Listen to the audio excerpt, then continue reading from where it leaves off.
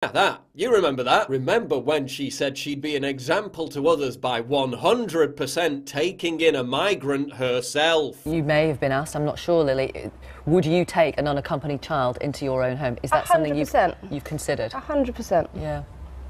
Who wouldn't? Yeah, I mean, who wouldn't? Especially if they're a big celebrity with a bunch of money and properties. Who wouldn't? Turns out, Lily Allen wouldn't. 100% wouldn't. Nearly 2 years after making that promise, The Guardian asked Lily Allen how many refugees she'd taken in. Drum roll, please. You may have been asked, I'm not sure, Lily, would you take an unaccompanied child into your own home? Is that 100%. something you've considered? 100%. Yeah.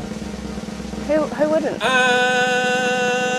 And it's none. Well, imagine my shock. Life is easier for me if I put this stuff out of mind. Which you did. But wait, maybe I was wrong. Lily Allen did house 2 foreigners in her spare £1.5 million apartment last year. Oh wait, they were wealthy Italians paying her thousands of pounds a month in rent. Who wouldn't? But wait. Maybe Lily housed some migrants in her £4.2 million countryside mansion, which is located in the Cotswolds, one of the whitest areas in Britain, with virtually no immigration whatsoever. No, she didn't. Life is easier for me if I put this stuff out of mind. Just as it was for Bob Geldof, Benedict Cumberbatch and numerous other celebs who vowed to take in refugees and ended up taking in fuck all refugees. Turns out Lily Allen's crocodile tears were just one big act of virtue signalling. Now, the right always accuses the left of feigning their moral righteousness to appear kind and charitable, while in reality, behind the scenes, being nasty, vindictive and uncharitable. Turns out, it's true. That's not my opinion. No. It's science. Yes, science! Bitch. A new study in the Journal of Environmental Psychology found that climate change alarmists are less likely to be eco-friendly than climate change skeptics. Cornell and University of Michigan researchers studied 600 participants. They found that those who expressed the most concern about climate change were less likely to recycle, take public transport, or use eco-bags than skeptics who don't even believe in climate change. Yeah, turns out watching an Al Gore documentary, then virtue signaling about it on Facebook, doesn't really reduce carbon emissions. In other words, conservatives who don't preach all day on social media about how much they love the earth, or about how evil dictator Trump is destroying it by pulling out of the Paris Climate Agreement, are actually more eco-friendly than leftists who do. So it seems the more a leftist virtue signals about something, the greater their rampant hypocrisy on that issue tends to be. Kind of like when celebrities like Leonardo DiCaprio lecture us all about global warming. Climate change is real.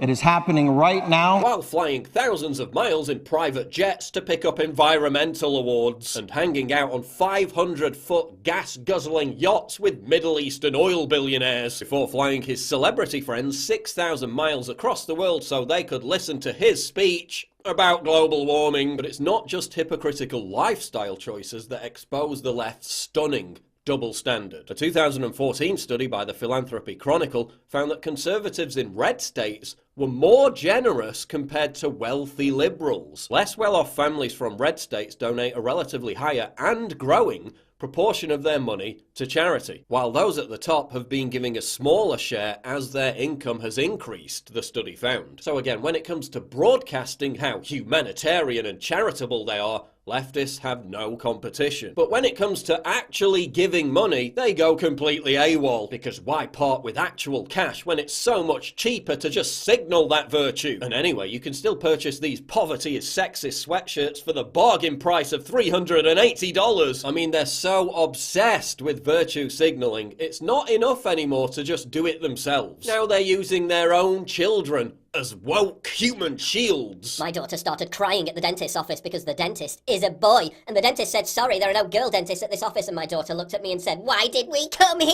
Things that didn't happen, part 654,739. But there's nothing funnier than when virtue signaling goes wrong. If you kick every Latino out of this country, then who is going to be cleaning your toilet, Donald Trump? Oh, that's... But now that virtue signaling is so ingrained in leftist mob culture, giant transnational corporations are using it as a PR stunt to get free advertising. Heineken celebrates open borders. Pepsi panders to the resistance. Of course, it's all just a crude marketing ploy to stand out from the competition and sell more things. But who said that virtue signaling had to be about authenticity? When the international multi-billion-dollar company slaps a rainbow on their sweatshop-made goods, soy face! Virtue signaling is also used to distract from the very behaviour it claims to condemn. Eric Schneiderman was just one of many prominent Me Too advocates to lead the charge against the sexual abuse of women while sexually abusing women. If someone can't shut up about how much they care about women's equality, watch out, because they're probably compensating for something. How could a man so publicly committed to feminism beat women? It just doesn't make sense.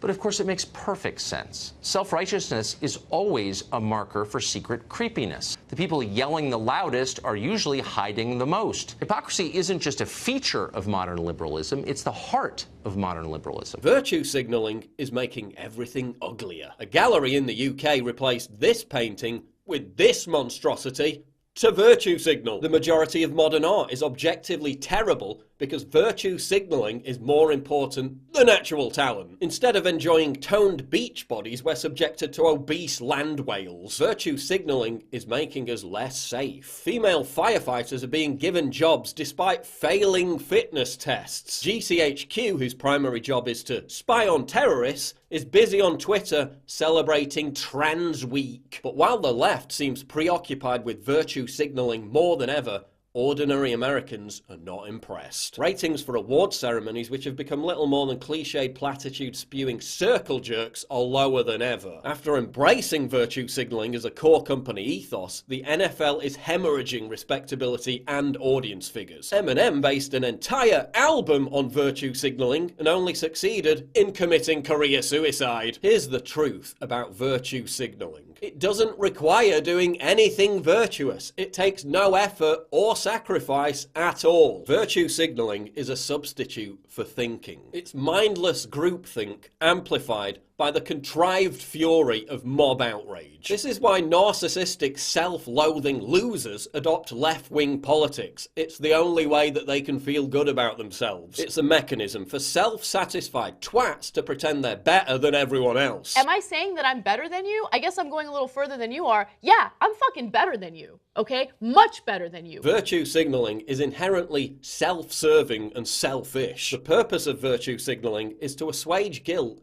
and gain unearned social brownie points. The purpose of virtue signaling is to incentivize others to regurgitate glib leftist narratives and create giant echo chambers. As with everything the left does, it's the lust for raw power disguised as altruistic beneficence. The aggressive virtue signaler is attempting to compensate for their lack of virtue. I'm sick to the back teeth of virtue signaling. I'm sick of all you sanctimonious phonies who engage in it. And I'm calling you all out on your bullshit right here, right now. I'm so sorry.